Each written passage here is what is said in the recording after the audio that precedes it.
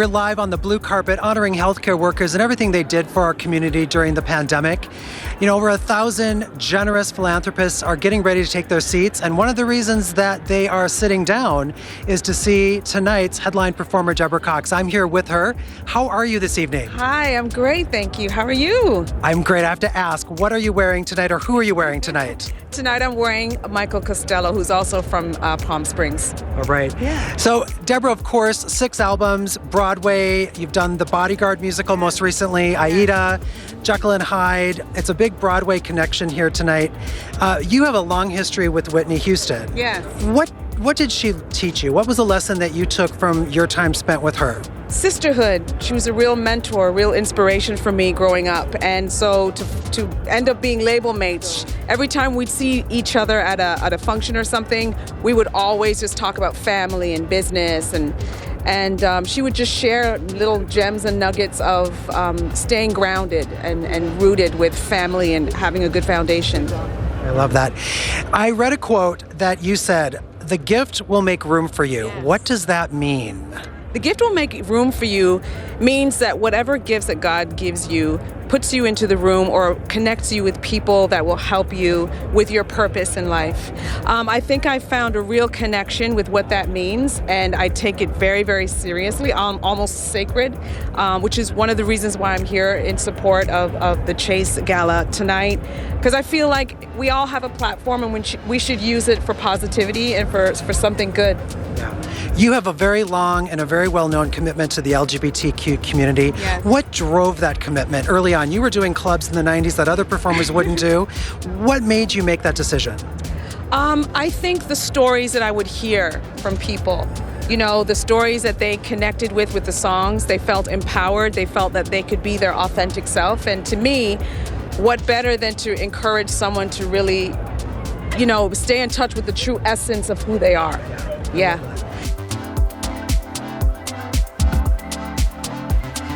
I'm with the host of tonight's event, actor, filmmaker, and director Michael Urie. Hi, Michael. How are you? I'm so good. Thank you so much. I'm really, really delighted to be here. It's going to be an amazing night, an incredible party, and we're also going to raise a lot of money. Yeah. So, Michael, of course, viewers at home might remember you best as Mark St. James from Ugly Betty, but you have a long history on Broadway as well. And I think just recently I saw that you were on stage playing William Shakespeare. Yes, that's why I have a beard. I just played William Shakespeare in a new comedy off Broadway that is about William Shakespeare in quarantine during the Black Plague of 1606. So some themes that we're familiar with, being in quarantine and trying to keep our lives together.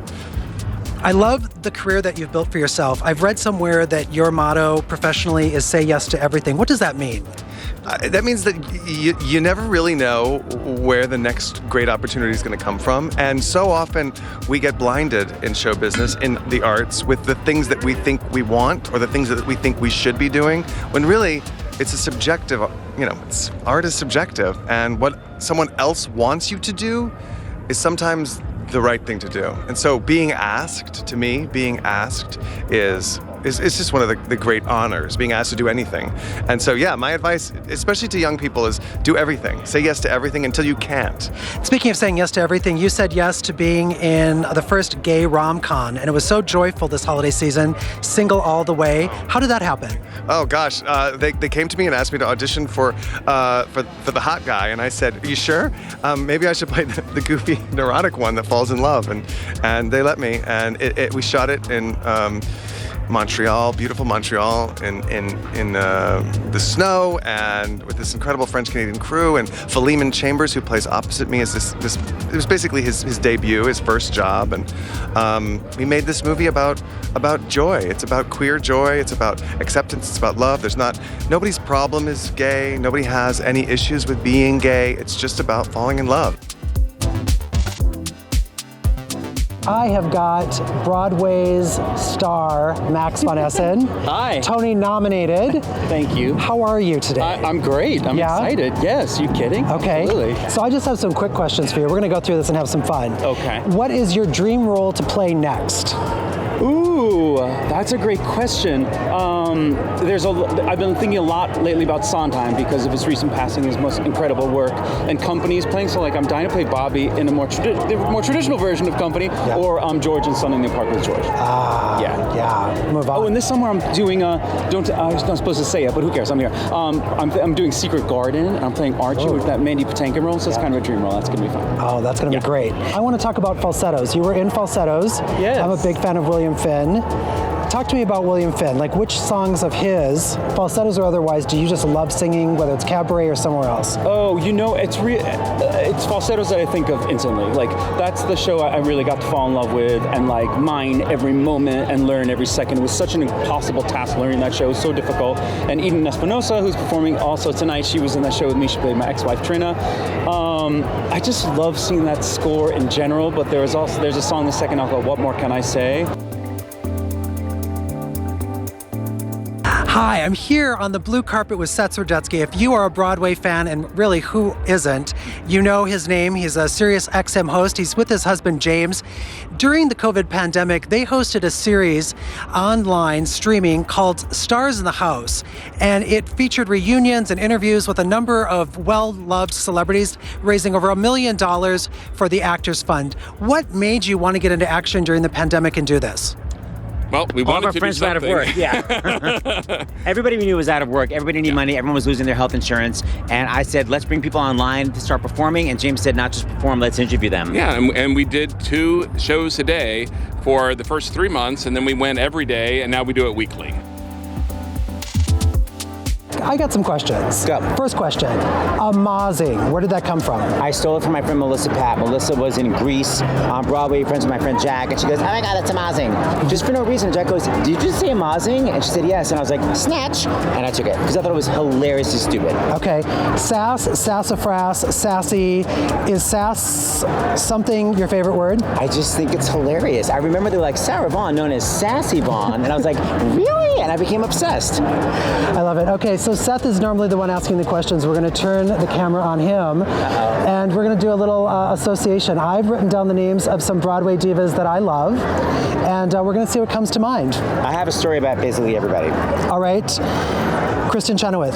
Kristin Chenoweth. She told me that she was offered 2 different shows. She's like, one with Bernadette Peters and one this little tiny show that's being revived. And I was like, girl, take the one with Bernadette Peters. I was like, no one wants to see a small show on Broadway. She ignored me. She didn't take Annie Get Your Gun. She took Your Good Man Charlie Brown and won the Tony Award. Okay. Patti LuPone. Patti LuPone was listening to I Dreamed a Dream, and it was supposed to go, as they turn your dreams to shame, and that's it. And she heard the orchestra go, as they turn your dreams to shame, ba-ba, ba-ba, ba-ba, ba-ba. And she said, can I do that? And that's where the song goes, as they turn your dreams to shame. Patti added that herself. I'm in Broadway heaven right now.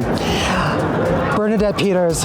Bernadette Peters is a major dog lover as myself, and we both have the same birthday. We're birthday twins, and I saw her at the gym, and I was like, Bernadette, I'm getting older. And she said, age is just a number. And I keep remembering that because she still looks 39. Yes. February 28th, same birthday as Bernadette. And Bob Mackie, everything. All right. Elaine Stretch. Elaine Stretch went to go see Young Frankenstein. Megan Mullally invited her. Megan said she was bowing. Megan was bowing, and she walked up, and Elaine was in the wings already. And Elaine said, Megan, you were wonderful. The show sucked. All right. Last diva, Stephen Sondheim. Stephen Sondheim, last diva. I will simply say that I'm obsessed with him, that I don't know why he keeps saying I Feel Pretty is not a good song. He's always been like, I'm embarrassed by I Feel Pretty. I'm like, girl, it's an amazing song. So basically, Stephen Sondheim changed Broadway forever, and we cannot believe that there are going to be no more Sondheim shows. Like, there are no more Sondheim shows.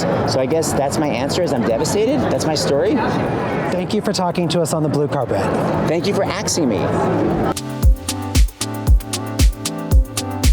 Well, that's a wrap. We've had a lot of fun at the blue carpet, and we have just begun the night. Of course, so much more is going to happen. But before we go, we need to say thank you to a very special sponsor, and that's Amazon. They came on this year as a presenting sponsor, and we are incredibly grateful for their support of health equity, health justice, and expanding healthcare for even more of our neighbors right here in the Coachella Valley. Thank you, Amazon.